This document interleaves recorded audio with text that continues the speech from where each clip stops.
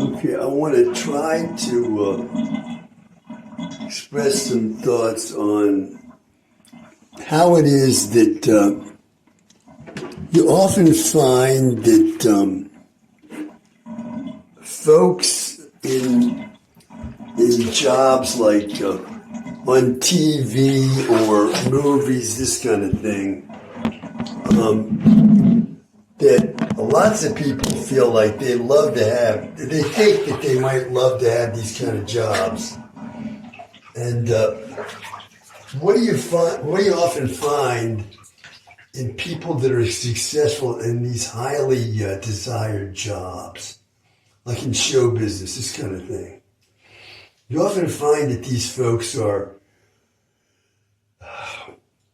somehow, at least somewhat like somebody like Rock Hudson, right? This guy is the heartthrob of women in the United States, okay? And what did we find out about him? He's gay, okay? So he's a movie star, and he's got this position as heartthrob, right?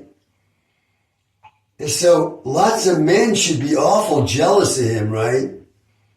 They should be extremely jealous. So immediately I'm thinking that the Beatles, when they were just starting out as a rock band, they were like involved in like semi-riots at their performances. And although I never read that the reason for those riots was that the guys watching the Beatles play had to have been upset that their girlfriends were all just,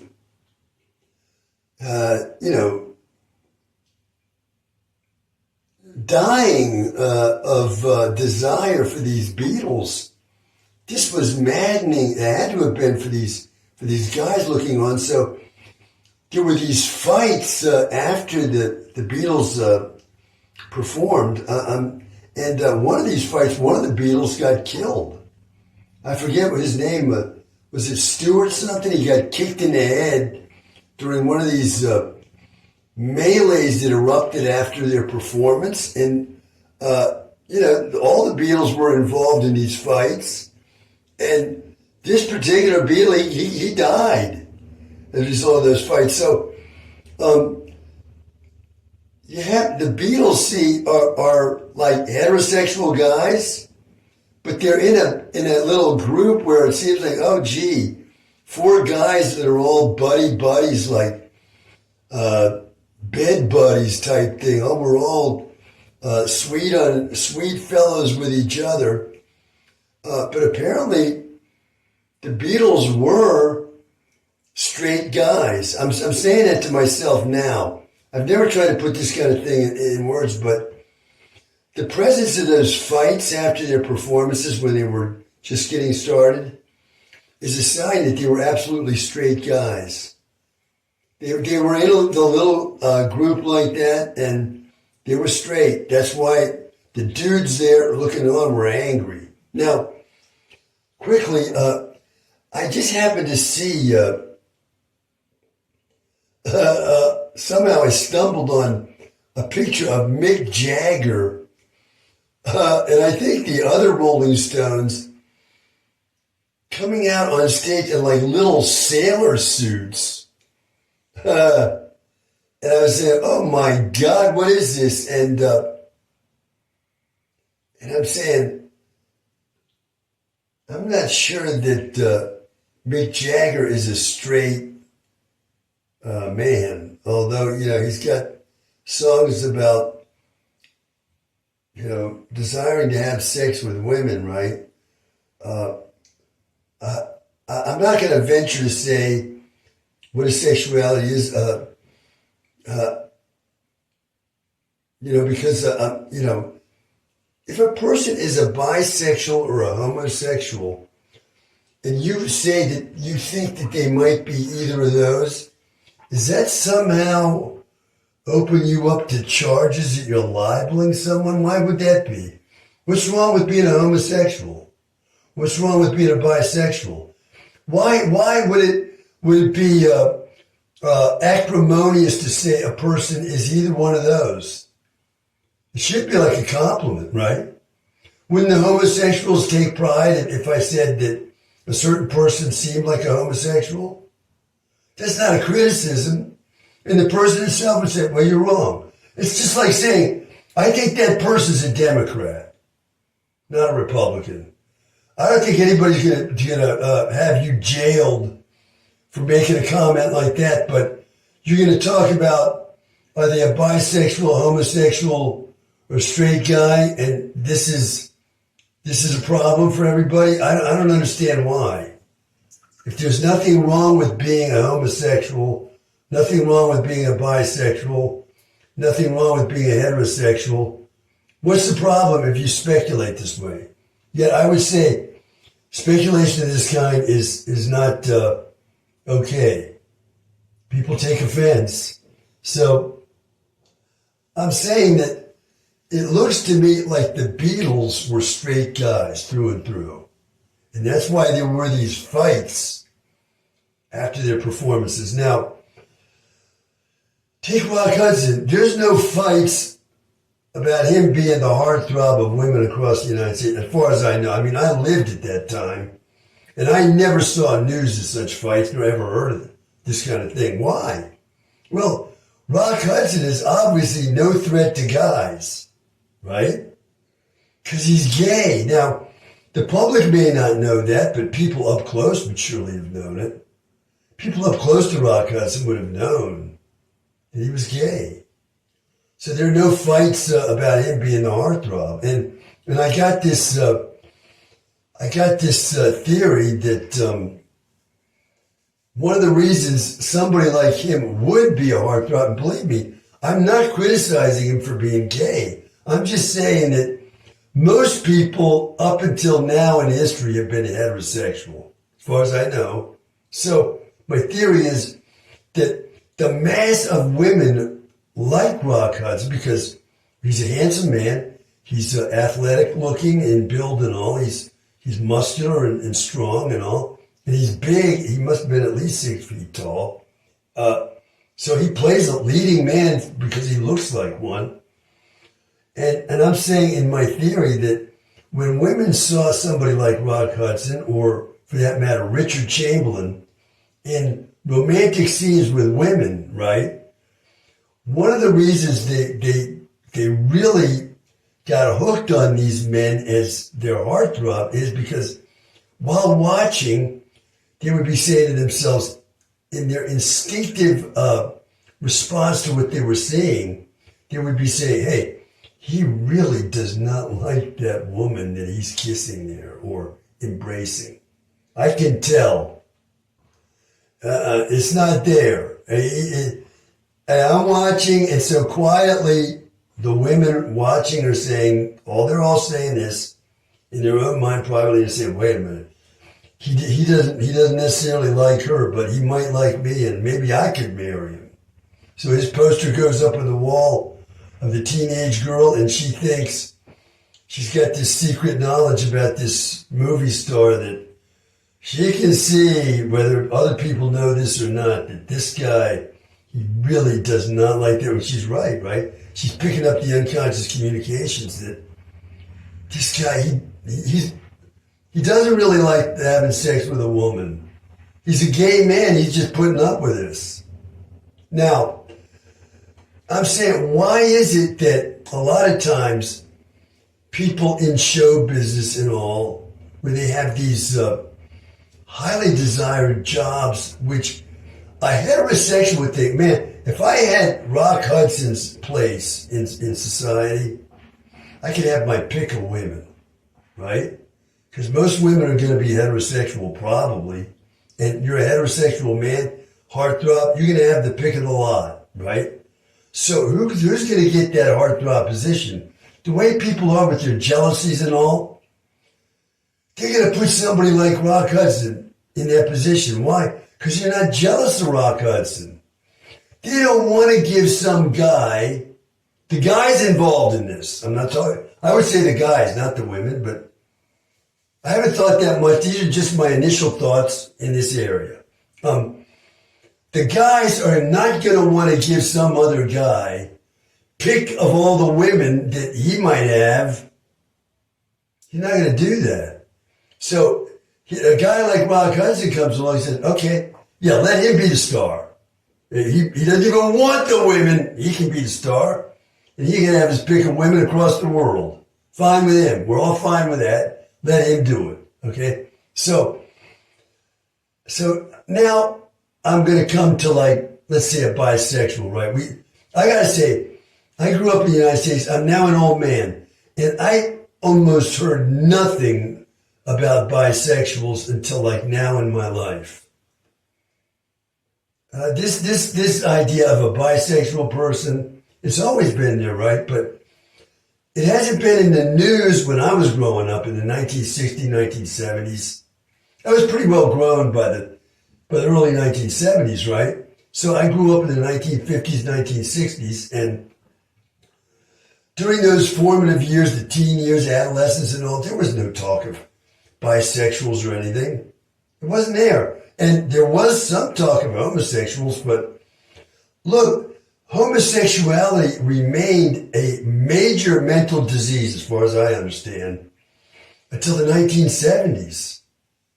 Okay, I'm not sure what year, but during the 1970s, homosexuality came off.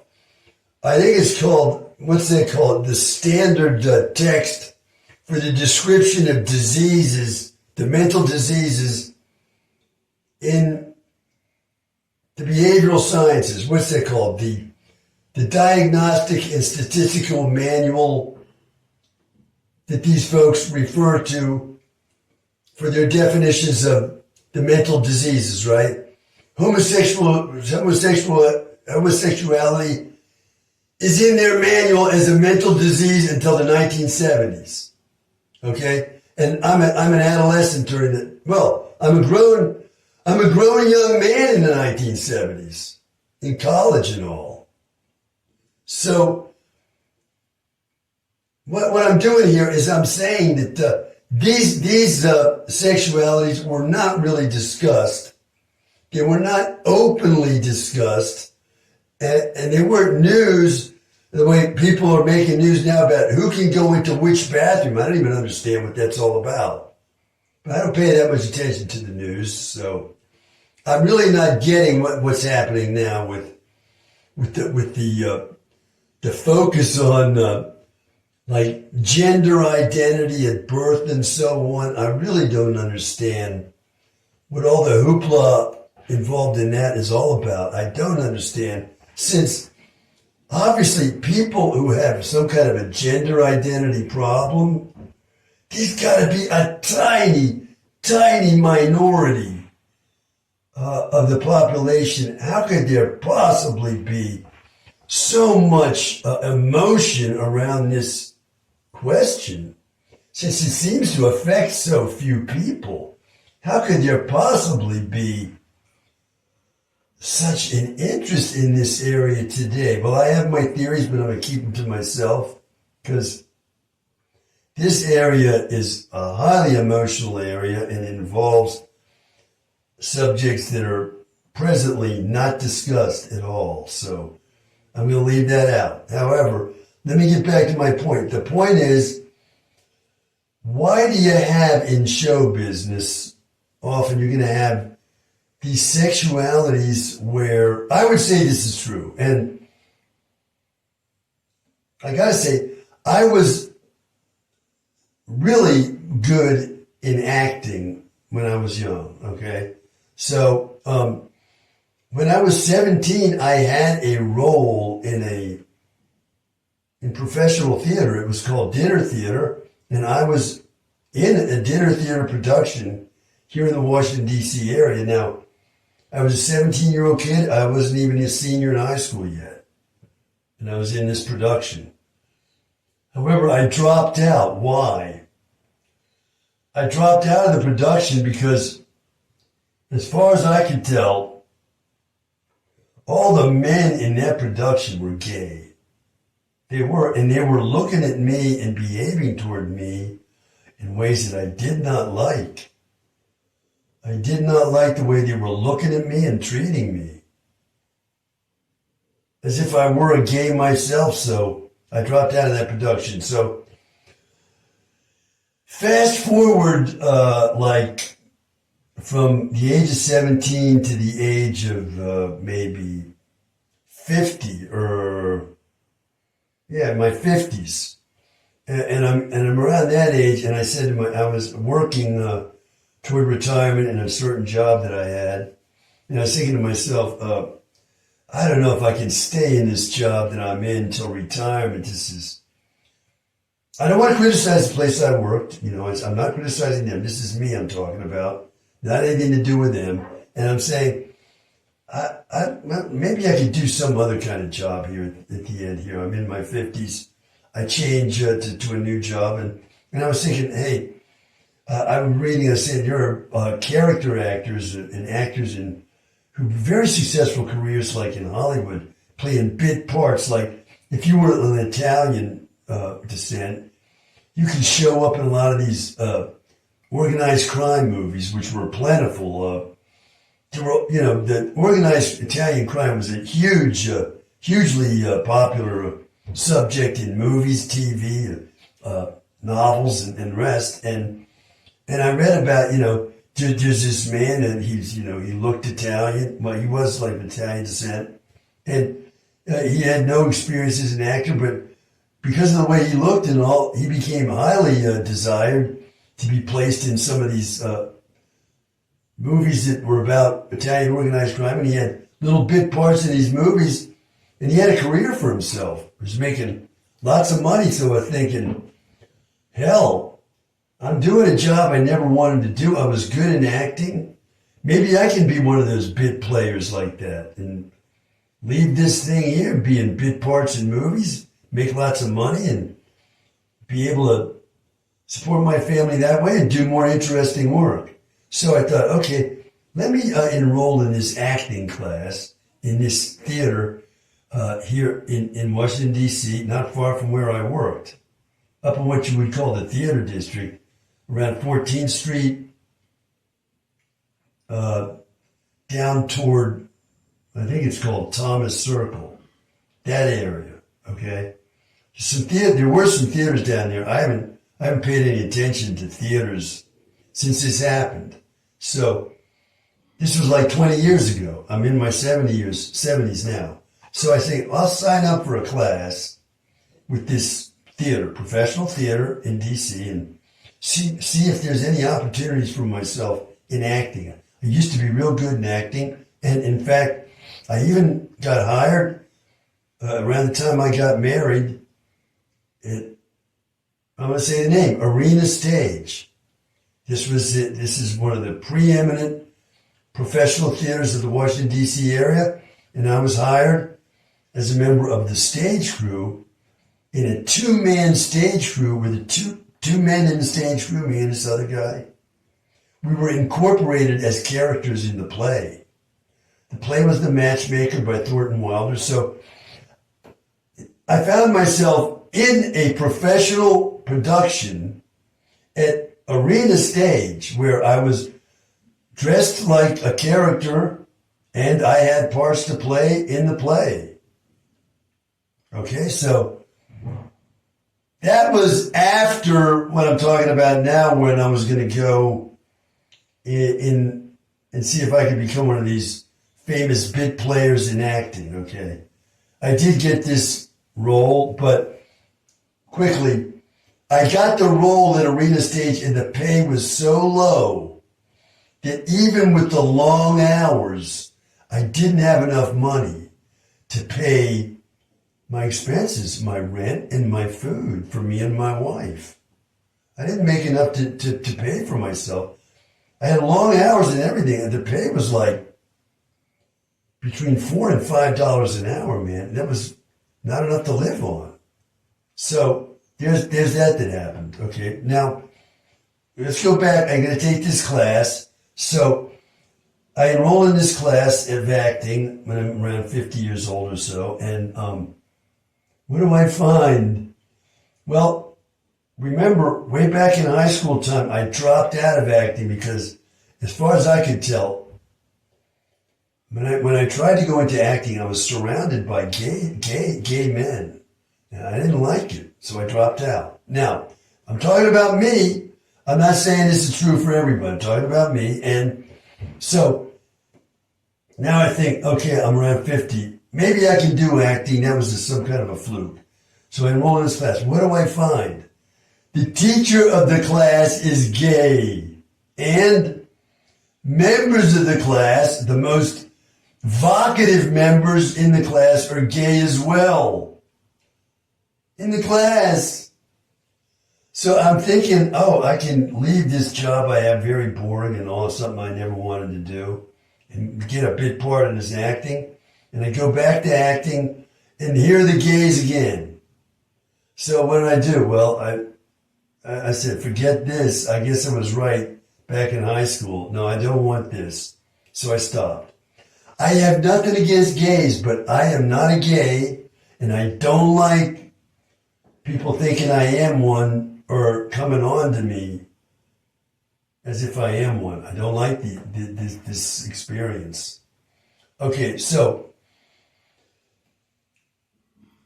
I'm somebody who's read, okay, throughout my life. And I was reading one of Truman Capote's last books.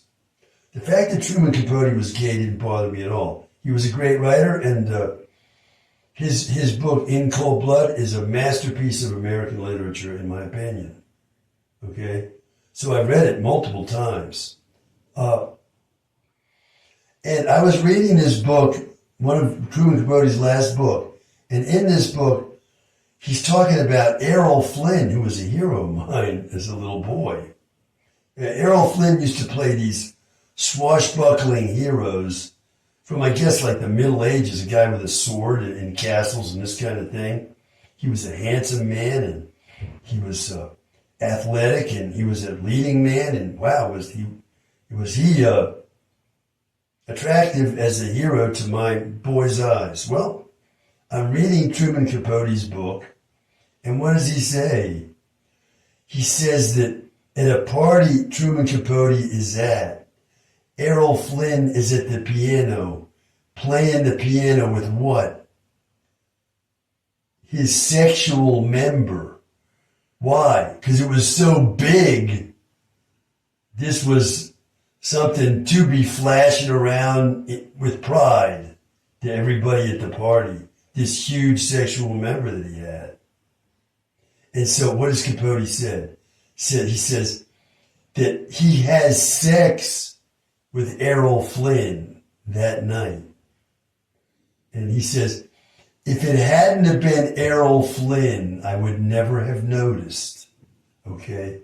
So suddenly I'm reading Errol Flynn, this romantic hero, is having gay sex with a man who's thoroughly an effeminate, or what you call a sissy gay.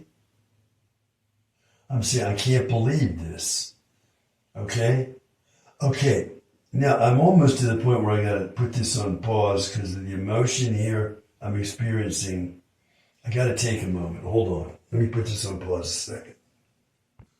Okay, I'm going to cut this discussion short because I think I've sketched in my basic ideas, and people with common sense know what I'm trying to talk about without me being able to, needing to talk more. So what I've been saying is you often find people who are like gay or bisexual, this kind of thing, in jobs like show business and, TV news, broadcasting. These are called presenters and this kind of thing. You're going to find people like that. Why? Because let's say you got a bisexual woman who's a TV presenter, right? Why does she get that job rather than like a heterosexual woman? She's going to get that job ahead. Why? Because she does not really get what she needs from that job. Like, let's go back to a heterosexual man. A heterosexual man gets some job as a TV anchor, right? So now other men are going to say, wow, he's got the authority of being in the news. He's highly credible, this, that, and the other. He's going to have his pick of the women. We don't necessarily like this, right? So what they'd rather do, this is my opinion, is give that anchor job to somebody who's gay. Because then now, look, there aren't that many gays. The gays are complaining. It's so hard to be gay, right? It's the toughest life you can imagine because, well, I haven't even read the explanations, but I can imagine that gays are just like straights when it comes to love, right? They want the right person, the true love and all this, but if there's so few gays compared to heterosexuals, it's going to be that much harder to find the true love if you're gay. Because there are a hell of a lot less gays to begin with. And now you're going to be weeding through the tiny number of people available for you the same way a heterosexual would be weeding through heterosexuals to get to his or her true love. So it's really hard to be gay, I read. And so because of the jealousies among people, they're going to put that gay man in the anchor position because he's not getting what he wants. If there was a heterosexual there, they'd say he's got his pick of the women. But a gay man, he's not getting what he wants, and so everybody's happy. This is a principle about people I've noticed to be true. So you got a bisexual presenter woman. She gets the job ahead of somebody else. Why? She's looking for a bisexual woman out there in society where there must be few. I don't know what the data is, but like I said, I grew up during the 50s and the 60s mostly. And as far as I can tell, these people hardly even existed at that time. And being gay back then was still a major mental disease. So I'm saying the principle here is got to be held true that the jealousies among people cause jobs that are highly desired among a lot of people to be given to people where they're not going to get the benefits from that job that a so-called normal person would get. This is just the jealousy factor among people that causes things to develop this way. Just thinking about that this morning, that's all. Let me put this on pause before I sign off on this. That's all from me for now. Bye for now.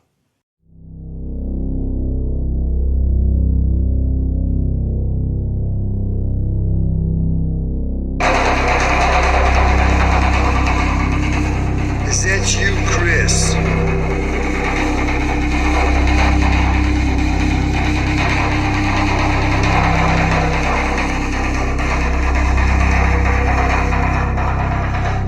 We want justice.